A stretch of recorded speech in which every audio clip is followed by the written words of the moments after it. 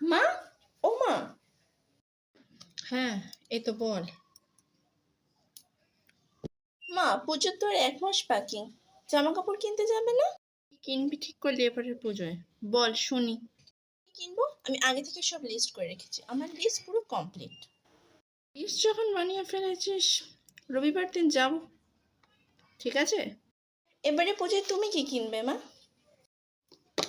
আমি তো শুধু তোর আর তোর মতো সকল মেয়েদের নিরাপত্তা চাই। নিরাপত্তা চাও?